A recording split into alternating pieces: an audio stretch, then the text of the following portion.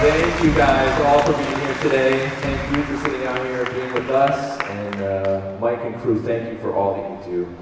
We're going to start with Axel. Talk about your journey into this family. Is this on? I think it's on. Yeah. Okay. You know, the first time I met Mike was actually at a convention pretty much exactly like this. We were on a panel. Actually, it was you and it was Sandy King, who I worked with a couple of years ago. And it was the first time I met both of you. I think it was in this room. In this very room? He was here. Yes. Yeah, and then Mike very nicely said he'd seen my first feature, Soulmate, and he was like, I really liked it. I'm like, no one's seen Soulmate. This is bullshit. But it wasn't, so. Because a couple of years later, Mike called me and said he had an episode of Haunting of Bly Manor that he wanted me to direct. And then I got to do that, and it was wonderful. It was just the most amazing, out of nowhere, beautiful gift. Mike, going to you on Axel, what about her galvanized you in meeting her, and then what she showed you she could do on Bly? Oh, she's a real filmmaker. You know, it was obvious the first time I saw her work. I meet a lot of filmmakers because I try to watch as much as I possibly can. I consider it a big part of my job to be out there watching movies and seeing what else people are doing in the field. Axel has an encyclopedic knowledge of the horror genre, and that was evident. And yeah, she was excited and available for Bly Manor. And because she did such a great job, she directed the episode The Romance of Certain Old Clothes in Bly Manor with Kate and Kate Parker. Just a real standout episode for that series. Because she did such a great job, it was a no-brainer to have her back. And Annabeth, tell us how you got into the fold. Oh goodness. Well, it's interesting because Henry and I worked together separately on a King adaptation of Desperation with Mick Garris. And I had the pleasure of listening to Mick and Mike and the panel yesterday, which was incredible. But my introduction to Mike was on Before I Wake. And you know, you just, from the minute I began working with him, you knew he was something unique and special and visionary, much like your introduction, which, by the way, your introductions are the best introductions I've ever heard. The poetic writing, I'll take you anywhere, please. Please read that to my husband tonight. But really, that was about, how long ago was Before I Wake? I think we shot that in 2013. And it was Christmas time because we were shooting in Fairhope, Alabama, and I went on a motorcycle ride with Santa Claus, which was cool. But yeah, I mean, that long ago, you knew, I didn't quite know the extent that it would, to the extent that it would become, that I would become a part of his family. But what an honor to begin that journey there. And Before I Wake, Haunting of Hill House, Midnight Mass, and Usher are my participation with the wonderful Mike Flanagan. And Mike, what kind of roles do you get excited about having the opportunity to put into Annabeth's hands in particular? Well, Annabeth, we were talking about this earlier because we were talking about Annabeth's range. Annabeth has a tremendous kind of scope of ability when it comes to performing. I get excited now that I've worked with her a number of times about what opportunities we can find to see her do something that I hadn't seen her do before. You know, that's something that actually for everybody who I'm lucky enough to work with more than once, I get very excited about trying to find a character that I hadn't seen them inhabit, you know, so much of before. Annabeth, when we did Before I Wake, at the end of your second visit to set, because it was broken up into those two big pieces, we talked after the shoot, and I said, you know, I really hope that we get to work together again and again and again, which is one of my favorite things about my job, is that happens to me all the time. I meet actors who I really want to see again. And with Annabeth, that came true. You know, it's always tough because she's very busy an awful lot of the time. Annabeth is working quite a bit. And so when these opportunities line up, we all kind of fall into it together. And so yeah, but I would love to see her play a villain. I think that would be really, really cool, like a stone cold evil fucking villain. I think it'd be a blast. Just really mind into that. But yeah, I'm just happy anytime I have to have her on set. That's extraordinary. We're so happy to see her. Henry, your entrance into Mike's world came with the Ouija Origin of Evil. Arguably, I would say, one of the most fun and chilling candy stores of a horror film in decades, literally. Talk about the initial conversations that had you jump into his world and into Father Tom. Yeah, sure. I met Mike, I guess, in 2014, and I was working, I've always been working, but I'd in truth, I'd kind of thought, this acting thing, I don't know, let's forget it. And I got this meeting, and I went in, and I met with Mike, and I met both Mike and Michael Fimignari, who, if you don't know, he's the cinematographer that works with Mike Flanagan most of the time. And he's a great guy. Anyway, they had this office, and I walk into the office, and Mike says, "Oh, this is Michael Fimignari. We're just putting together this this shot list." And I see they have these binders, with all of these diagrams on them. And I think, I guess, I don't know what these guys are doing, And I realized that they were building the shot list before they were building the sets. And I thought, oh, that's interesting. They've got it all lined out. They're really prepared. And I worked with Mike, and I really enjoyed working on Ouija. But Mike came up to me at one point. We didn't know each other very well, and he says, I really like your acting. I really want to hire you on everything that I do. And I said, oh yeah, sure. Okay. Great.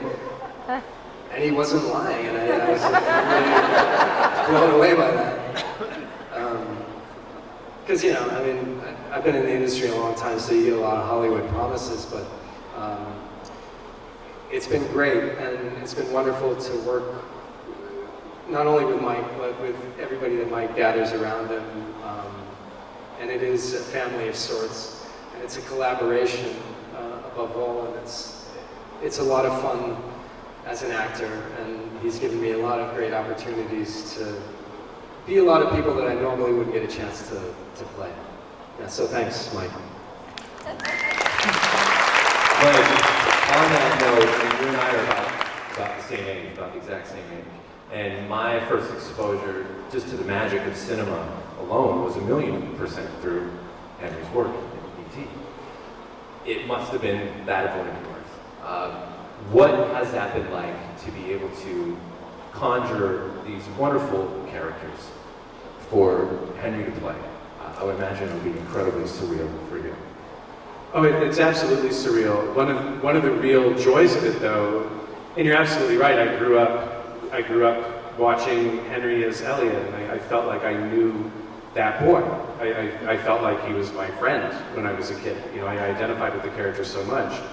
The real joy for me has been watching Henry completely obliterate any trace of that in my imagination, time and time again. The wonderful thing from my perspective is I've seen Henry as an actor take on parts that other actors would be terrified to approach, and do it fearlessly, do it without having any... a lot of actors will rely on popular parts from their past that exist in your imagination.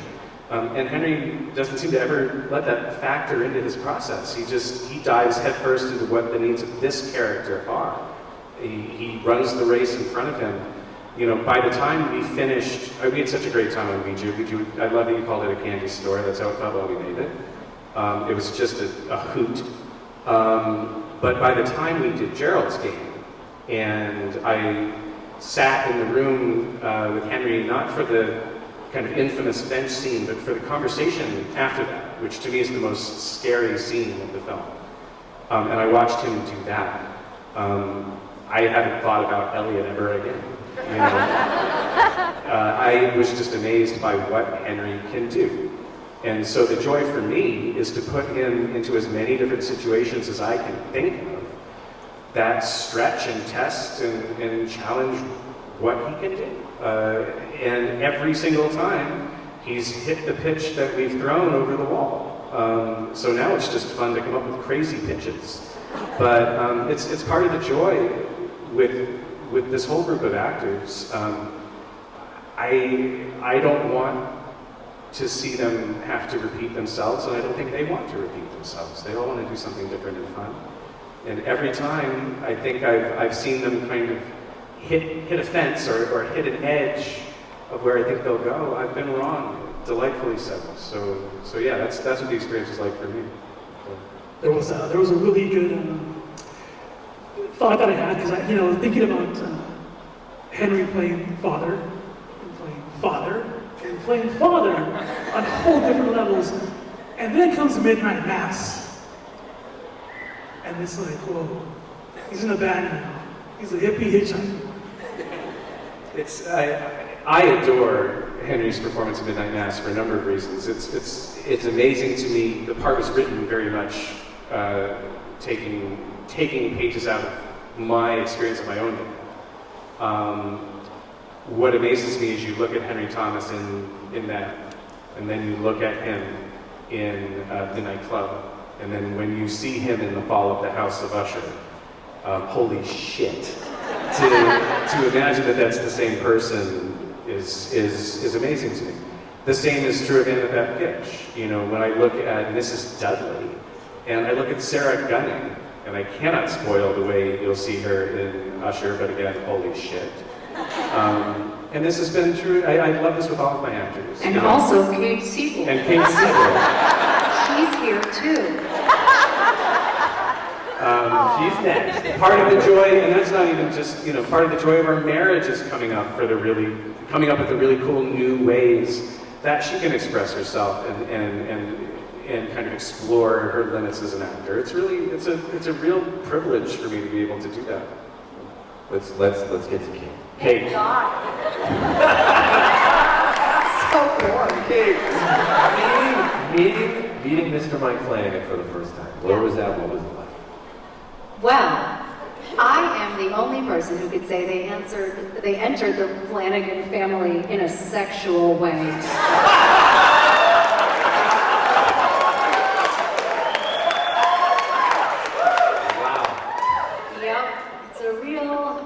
Lilith story. Kate shows up, burns everything down, and inserts herself in Mike's life, and the rest is history. No, we met. What had happened was a friend of mine asked me if I had seen Absentia. And I was like, of course I haven't seen Absentia. What is this? It's like a $10,000 movie about a scary tunnel. It's a piece of crap. And they're like, no, watch the movie. And I was like, you watch the movie. And they're like, fine, let's put it on right now. This is going great. And so we watched it, and I was blown away, as I can imagine all of you were, what he was able to do with, like, almost the bare minimum of filmmaking equipment and funds and all of that, just by the force of his will and imagination. And so I invited him to come see this play I was doing. He saw the play. He was very nice to me afterwards. And, as what seems to be a theme in the Mike Flanagan meeting actors things, he's like, I'd really love to work with you. I was like, yeah, sure. And I'd read a script that he wrote called Scaredares, when it was fantastic, and I was a huge fan. And I got a call one week, and oh my God, how far am I going to go into this story? Not much further. Okay. And then I ended up on Oculus, and the rest is Flanaverse history. Yay! So, whether it is Steel Train or Aaron at Midnight Mass, you have built many moments that have become mantras. You brought meaning and eloquence to words that have resonated and reflected so deeply and perfectly with people that they jump off the screen and become tattooed on our lips forever. Can you describe not only the evolution of the storyteller you are now, but the person you've become through the adventure of this collaboration? What? Yes, I can, as a matter of fact, in song. Now, I think what happened was, when I met Mike Flanagan, he was the first person in my life who had the combination of I see you and I like it. There was a lot of people who either just didn't see me in my life because I represented something to them, or they liked me but. Like, oh, if you were a little less dramatic, you'd be perfect. Or if you weren't so occasionally sad, you would be perfect. And I'm just really here for your potential. And so I always felt like I was failing myself and the people I love. And so my self-esteem was super low. I didn't know what I was going to do with my desire to be an actress because, like, I couldn't even book commercials. And something about meeting somebody who I respected so much, who really gave me that hot injection of "you're enough."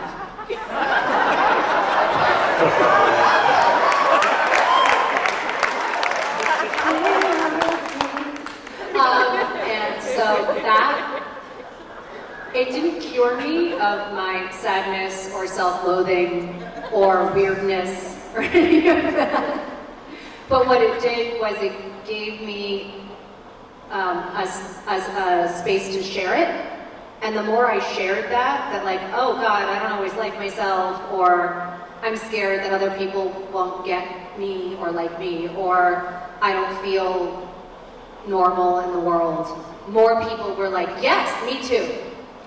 And they agreed. And so, like, starting with Maddie and Hush, or starting with Theo Crane, it just gave me a specific type of self-esteem that allowed me to share the fact that I don't often feel like I fit into the world. Kate, since you mentioned Hush, I'm really curious, when you and Mike were writing Hush, and in the movie we see that you published the book Midnight Mass. Now, was there ever any idea that somehow you cohesively tie in the movie Hush into the movie Midnight Mass, where your character perhaps is still alive, is the lone survivor of Crockett Island, and has assumed a new name?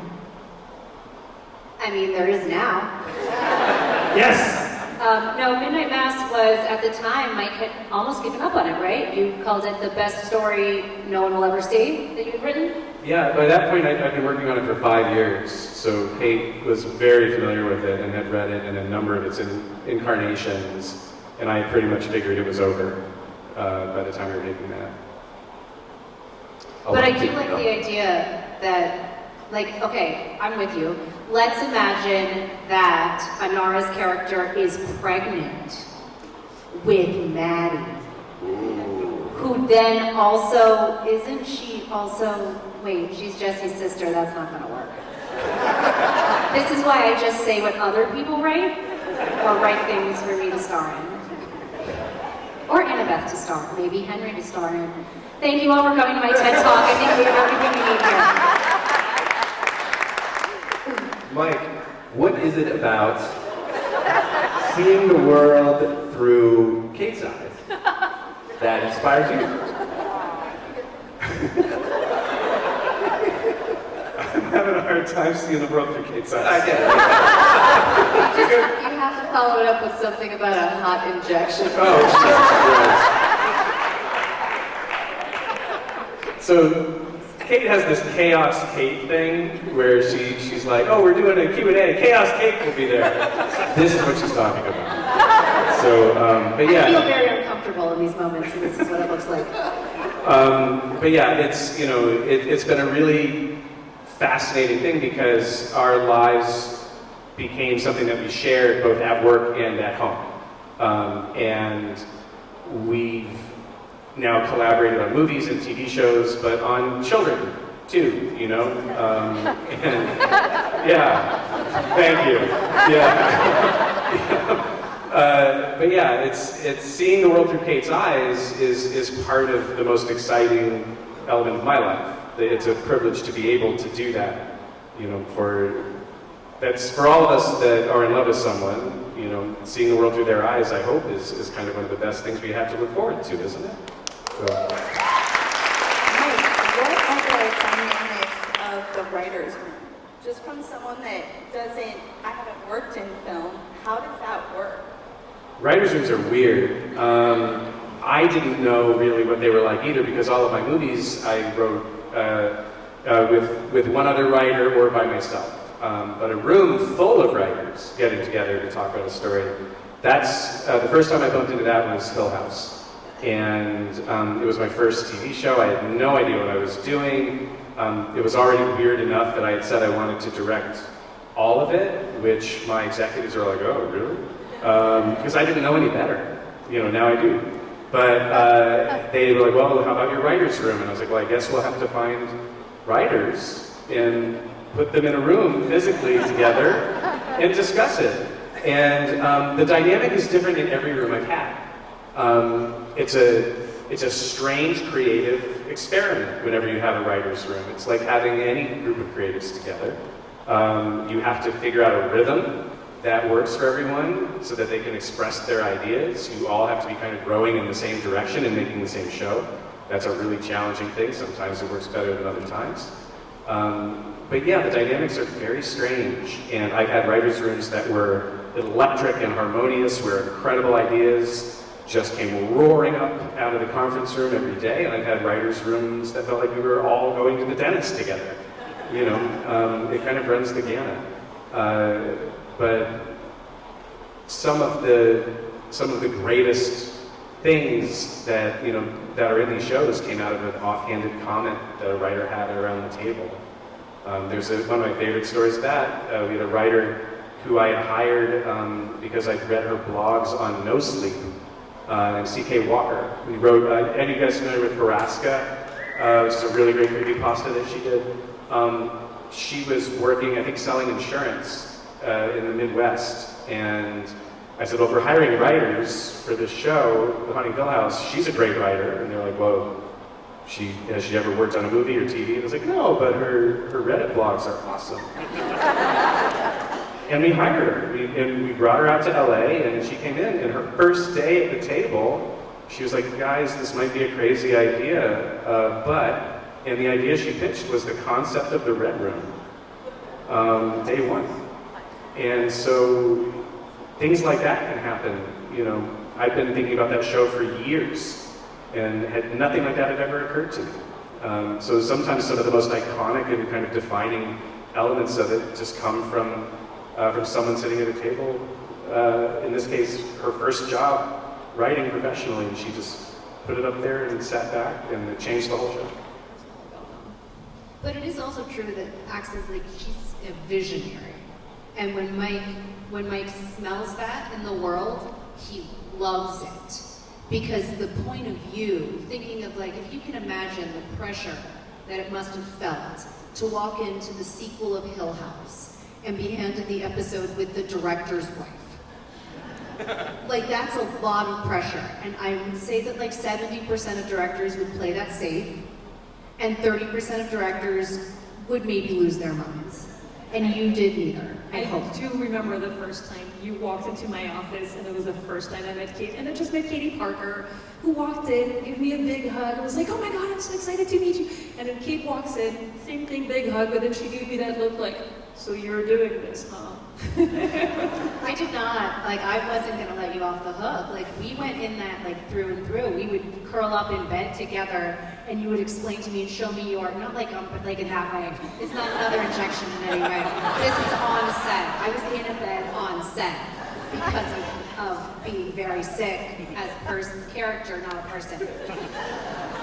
Pre-pandemic. Anyway, she had these images, these beautiful images for both Viola and Purina, and just talking about that and talking about old monsters and letting me be monstrous. And that transition from being this iconic woman holding that space into a monster and like never having to make a stop in like Princess Land, which I was so grateful for, that I never had to pretend that she was anything other than strong. Even when she was sad, even when she was vulnerable, like the truth of Viola was, she was determined. And there are women like that who never really like go into, you know what I mean when I say, And you also, sorry, I don't want to hog the whole, but you also really empowered me to do what I wanted to do with it, because there's a lot of actors, we put some wide-angle lenses on your face that were not, you know. oh my God, the prettiest. moment I did with that low camera, I will never forgive you. I still will never forgive you. But you saw it, and you were like, okay, great. I was like, all right, and I'm like secretly texting Mike that she's gonna go.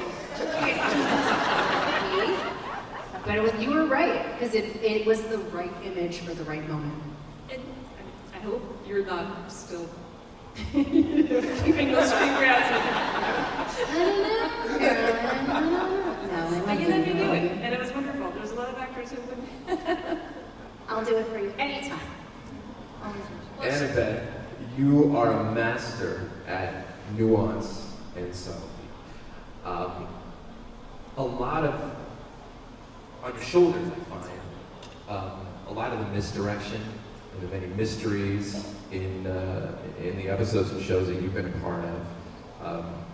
A lot of that magic happens because of that alchemy that you bring to these characters. Miss Dudley and Hill House, Dr. Sarah Gunning are terrific examples of this.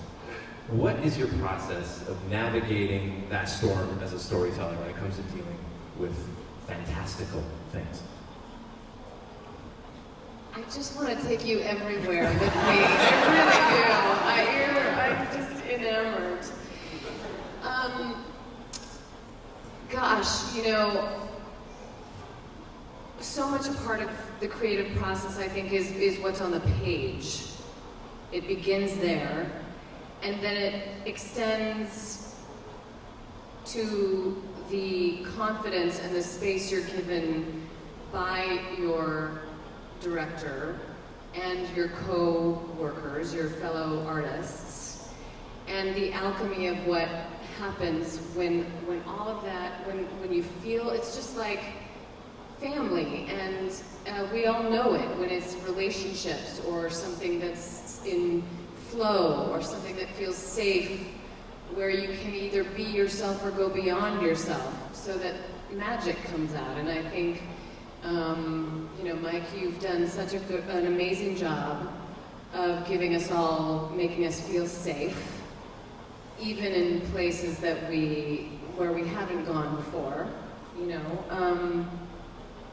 And I think, you know, I usually err on the side of simplicity and subtlety. I'm not a big performer ever. Unless, I don't know, maybe I will become one.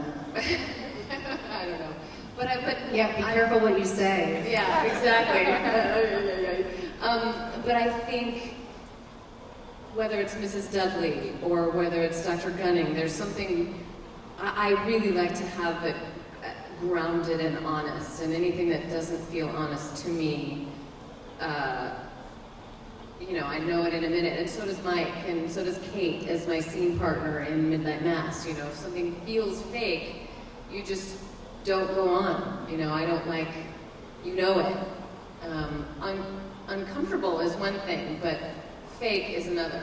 So I think Mike really breeds that safety to go into that world. Can we talk about that scene with you and Kate when she finds out at the beginning of episode 4? Yeah. Will you say the name of the disease, Annabeth? Something protoprophilia. I think I blocked it out of my mind. What was amazing is that I think it was edited out. Didn't that part get edited out? Or it wasn't on her face? It wasn't when she on my said that? fucking face. I spent words. Somebody can Google it right now. I'm like, I know Igna Semwise, and I don't know, maybe I have Alzheimer's, but I did block it out. Do you remember it, Mike? I don't remember it either. I'm sorry. But so for years, Michael Trucco, like old school Flavenger, he talks about this secret he used when he has a lot of jargon, which is when it happens, if you're saying a word like propo feely feelima, if you guys are the camera, you do it da-da-da-da-da, propophilia, so that you can dub it in on voiceover later. But Mike refuses to let us do ADR.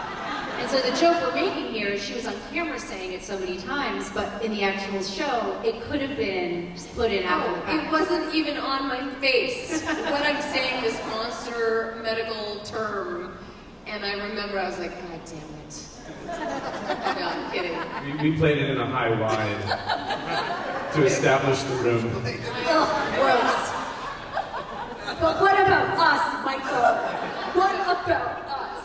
Did you have a question?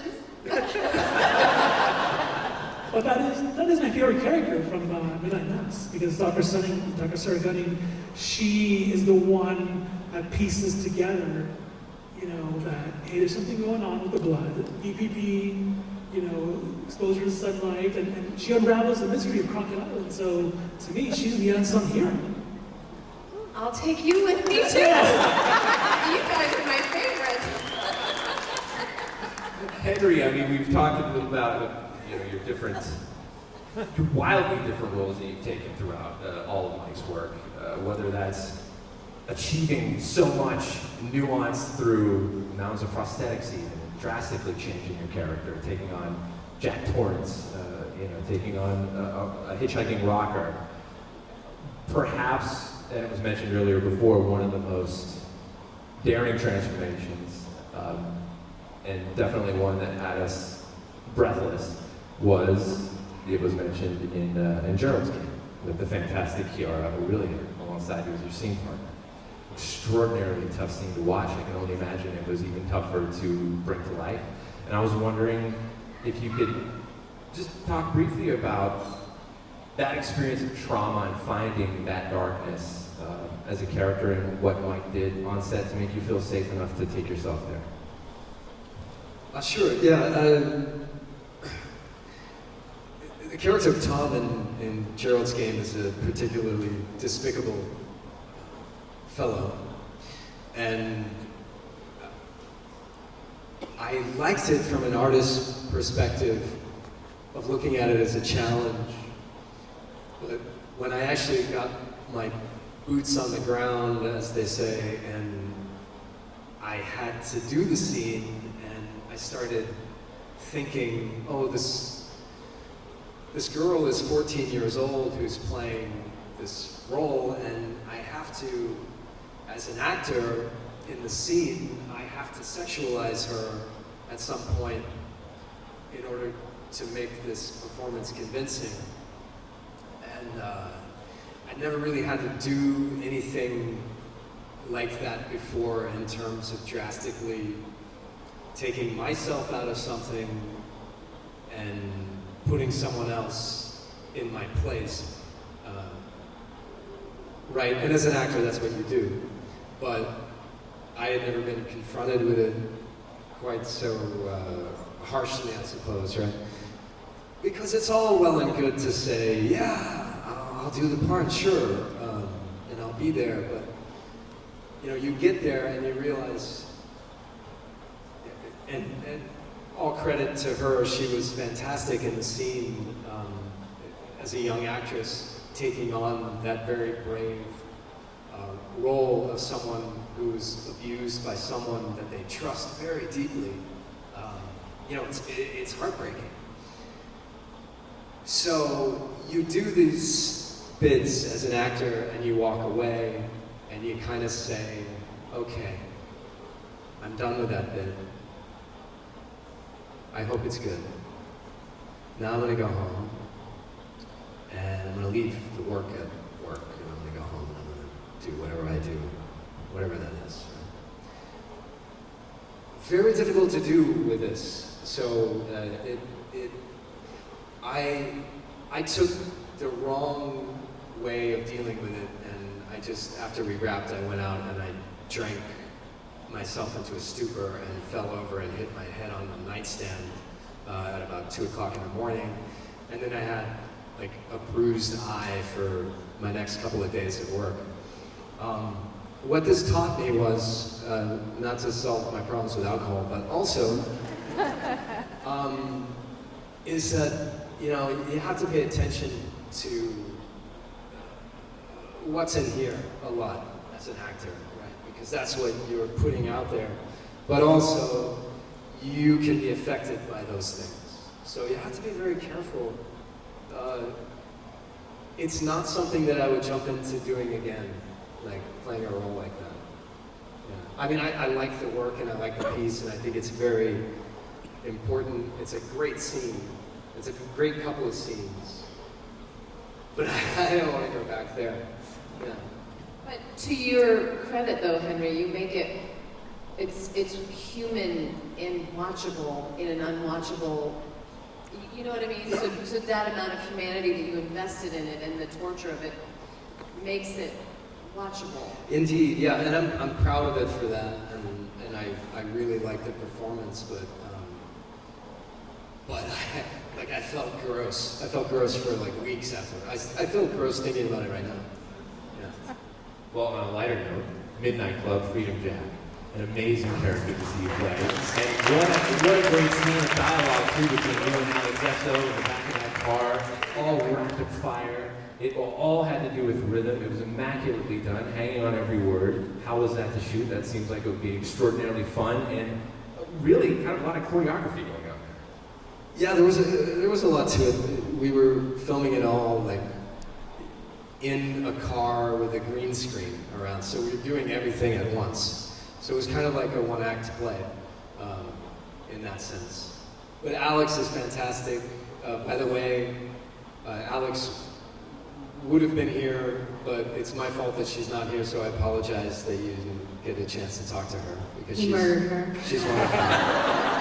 Yeah, I sent her away. No, we're actually a couple, and she is taking our kids back to Los Angeles for school tomorrow, so apologies. My fault. She's also incredible in person, just as incredible in person as she is on screen. Kate, all your performances are absolutely stunning. Thank you. The way that you surf the rhythm of their poetry, whether you find out where to put a tear, you elevate a word with a glance, a pause, a body movement, they ignite these characters. For your process, what is the relationship between preparation and intuition? And are there moments where your intuition surprised you in the final take? Yeah, I think that after I graduated from college, where I studied acting, I spent a lot of time unlearning all of that, because it took me a while to figure out what people meant when they said you're better than your best idea. So when you're confronted with a scene you really like, or a monologue that is beautifully written, any creative person will read it and think like, oh, wouldn't it be cool if I cried here? And the danger there is if you start building it like that, that's what people will see. The best case scenario is that they see that you're an incredible builder, right? That, oh, his art choice is so fun. But you won't get that beautiful thing that Henry was just talking about and Annabeth was talking about, which is the human, right? You're not creating a person, you're creating a beautiful sculpture. And that can work, and it does work for a lot of actors, and there are, in my performance, I see when I go in and out of sculpture or human, which I like to think of it that way. But for me, the solution is always paring away. Stop doing things that I have thought about doing, and just breathe. Take the time to breathe, slow it down a little bit for me. I always have the instinct to rush and like I love to play. And so I'm so excited to be on set. I'm so excited to be doing a scene with Henry or with Annabeth that I'm like, oh, we're here, we're doing the thing, but I have got to listen to the part of me that is human that maybe needs a little bit more time to bleed. I had a theater director once tell me that I was at my most interesting when it was like somebody had cut me and I just stood there and let myself bleed. Because you can't really force the blood out of your body, but it's very riveting. And so Mike does a lot of that with me too. He used to come up to me with Aaron and just remind me that Aaron works in small moves. Because I was watching Hamish give this incredible performance, operatic performance, and I was so jealous. I was like, I want to stretch my wings. I want to do a homily. I want to scream. I want to say, we sing, and have a whole room full of people just bereft at my beauty. But that wasn't Erin. We needed Erin to be her part in the orchestra. And I had a really hard time with that. Erin's one of my favorites because she is tiny moves. And so, for me, a lot of my preparation to eventually long-windedly answer this question is giving my brain other things to do. So, for example, when I'm doing that long walk and talk with Riley after church, my brain wanted to plan all this stuff. And so I gave it this thought. What if Erin is worried that her breath stinks? And so it's very actable, right? Because you know how you would talk to someone if you're worried that you have stinky breath and you like them. And that gives my brain a whole thing to do without influencing the humanity. Beautiful. Well, the time is running out, unfortunately, because we can go on and on. And I really can, and we'll go on. One thing I wanted to mention, though, is there's also scores of members of the extended Flanagan that aren't up on the stage. Samantha Sloyan, Katie Parker, Raul Coley, Michael Trucco, Matt and Goodell, Hamish Linklater, the list goes on. The Newton brothers, who are responsible for the unique sound of the Flanders and all these wonderful projects. There's so many people that are a part of this. Trevor Macy, the producer, so many people that are a part of this extended creative family. It's just extraordinary and so exciting. And we're always on the edge of our seat wondering what's coming next. That said, segue there, we've got some extraordinary news about the future of the Flaniverse, and there's a new partnership with Amazon that has also been announced. Mike, what can you tell us about the future of the Flaniverse, the projects that are currently on deck? What's the first we'll probably be able to see, and what this new partnership means? We're listening. We're moving into print media, newspapers, the wave of the future. So a lot of that we're still figuring out, but the big headline this week for us as a company is that we're embarking on a new overall deal with Amazon. So we'll be working with Amazon Studios for the next few years, doing all of our television work there. We don't really know yet what that means, what our first thing with them is going to be. But that's fine for now because our efforts have been really focused on finishing the fall of the House of Usher for Netflix. That show, we didn't know, when we were filming it, that would kind of be the end of the intrepid Netflix era, but it very much will feel like it too, because it pulls kind of all of or not all, it's not everyone made it in, but so many of the great actors from The Haunting of Hill House, The Haunting of Bly Manor, Midnight Mass, and The Midnight Club, all together into one show. So from kind of a repertory company point of view, this is our biggest cast. It really kind of pulls from all of the other stuff that came before it, and in many ways feels like a really big bow kind of for all of that work that we've been doing together for the last half decade. It's very cool. I've been saying, because I can't tell with these things, whenever we finish them I just feel nauseous for 6 months, and then they come out and I'm like, what'd you think? So I can tell you though that Kate, who is a barometer in a major way for how I think these things go over, watched the whole series and told me she thinks it's her favorite of everything that we've done. You guys, you have it's just like you have no idea. Just remember this cute little face. Oy. But Usher is wild, and it brings back some people that had kind of like Bruce Greenwood is headlining it from Gerald's Game. It's his first time back with us since then. Mark Hamill is in the show. His first time with us. Mark was just wonderful, and it's got a lot going on. So I'm really excited for you guys to see that. I wish I could tell you when it'll be out. I have no idea, but it'll be next year on Netflix. And then beyond that, we don't know, but I'm so excited, as we get into our new life at Amazon, we'll find out really fast what their priorities are. I'll tell you one thing, though, for sure. One of the things, we've made 5 shows in 5 years. together. That's a lot, and the footprint that these shows take out of our lives is huge. And for these actors too, who are brought away from their families, especially when we were shooting during the pandemic, these things can be an enormous, enormous endeavor that they undertake. One of the things that I've been very hungry to do, not only for them, but for myself and for my family, is to get back into movie theaters and to get back to feature films, get back to a project we can come together on, shoot quickly, or well, relatively quickly, they're not fast either, but something that's contained, something we can really have fun with, that we can put up on the big screen for the theatrical experience, which is an experience I think we all have to protect and support as the world becomes more digital. Looking forward, I think the million-dollar question that everybody wants to know is, with this Amazon deal, will we finally be able to get DVD releases of your movies going forward?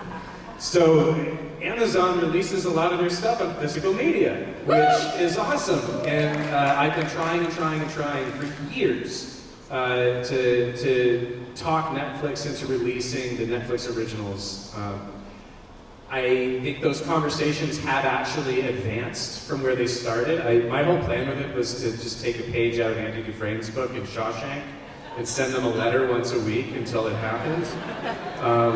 And I've been doing that.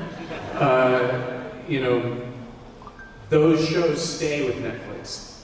Netflix owns them forever. So it'll be entirely up to them if they want to release them. I will tell you though, when the conversation started happening and they said, hey, talk to us more about what that would look like, one of the things they said was they had noticed the reaction on Twitter from people who were talking about wanting to see those titles on Blu-ray and DVD. So if you all tag Netflix and say, I would really like to see Midnight Mass, The Midnight Club, Gerald's Game, or Hush on Blu-ray or DVD, they are noticing.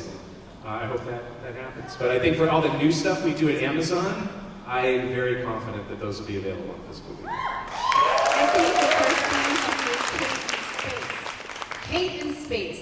Let's talk about that for a second. No, what I do want to say before we go is that this is one of the most thoughtful and well-curated panels we've ever done. And if you guys like this interview, please subscribe to the Boo Crew podcast. Absolutely. All of their interviews are this beautiful. We love them. We give them a lot of great information. I always enjoy listening to them in traffic. They're very, very great at what they do. So thank you guys. Thank you guys. Thank That's you. so sweet. All right, thank you all for coming to see this, and thank you Mike and Kate and Henry and Axel and Annabeth. This has been amazing, you guys. Thank you so much. Thank you.